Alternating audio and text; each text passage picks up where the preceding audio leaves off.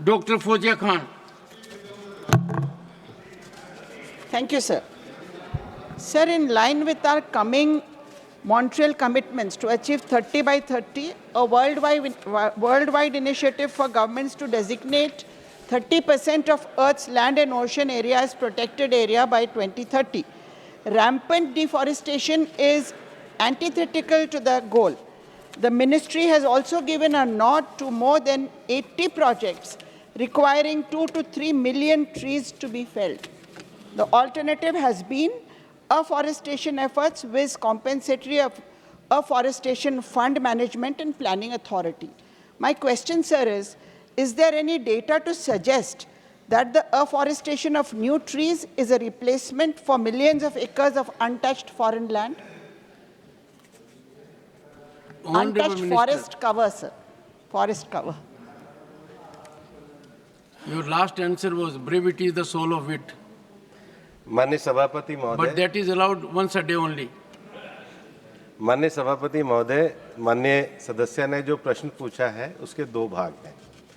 पहला ये है कि जो कॉप पेरिस की कॉप के बाद हमने जो अपने 8 लक्ष्य दिए थे, एनडीसीज दिए थे, 3 उसमें क्वांटिटेटिव थे, उसमें एक लक्ष्य ये था कि हम भारत में जो ग्रीन कवर है अपने कार्बन श्रिंक के लिए उसको 33% तक बढ़ाएंगे, जो अभी 1.97 बिलियन है। माननीय सदस्य का कहना एकदम सही है और इसलिए उसको बढ़ाने के लिए ग्रीन इंडिया मिशन का तो योजना चलाई ही जा रही है, उसके साथ ही साथ कैंपा के अंतर्गत भी योजना चलाई जा रही है। शहरों के अंतर्गत नगर वन योजना के तहत इसके विस्तार के लिए हम कार्य कर रहे हैं। ट्री कवर को बढ़ाने के लिए माननीय प्रधानमंत्री जी के नेतृत्व में एक पेड़ माँ के नाम जैसा महत्वपूर्ण अभियान भी चलाया जा रहा है। हमारे समुद्री क्षेत्रों के और जो भारत की 7,600 किलोमीटर लंबी जो समुद्री क्षेत्र है उसमें भी ग्रीन कवर को बढ़ाने के लिए मिष्टी जैसा कार्यक्रम जो उसको मैंग्रोव सीशोर इंटेंजिबल इनकम करके जो बड़ा कार्यक्रम चलाया जाता है उसके अंतर्गत भी ट्री कवर को बढ़ाने का काम किया जाता है। इसके साथ ही साथ इस ग्रीन मिशन को बढ़ाने के लिए स्कूल नर्सरी योजना जैसे और हमारे जॉइंट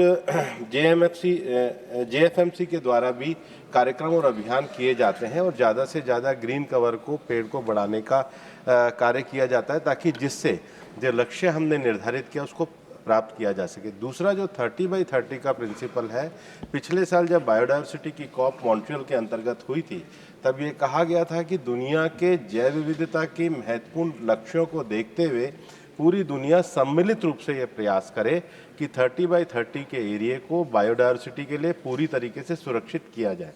भारत का इसमें बहुत बड़ा योगदान है और मुझे बताते हुए भी खुशी है कि हमारे यहाँ पर लगभग 73,000 स्क्वायर किलोमीटर का एरिया जिसमें हमारे पास 55 टाइगर रिजर्व्स हैं, हमारे पास 33 एलिफेंट रिजर्व है, हमारे पास रिजर्व फॉरेस्ट है, सेंचुरी है, नेशनल पार्क है। भारत ने अपनी जैव विविधता के संरक्षण के लिए कार्य किया है और सम्मिलित रूप से जो दुनिया के प्रयास हैं उसमें भारत का कंट्रीब्यूशन हमेशा पॉजिटिव रहा है।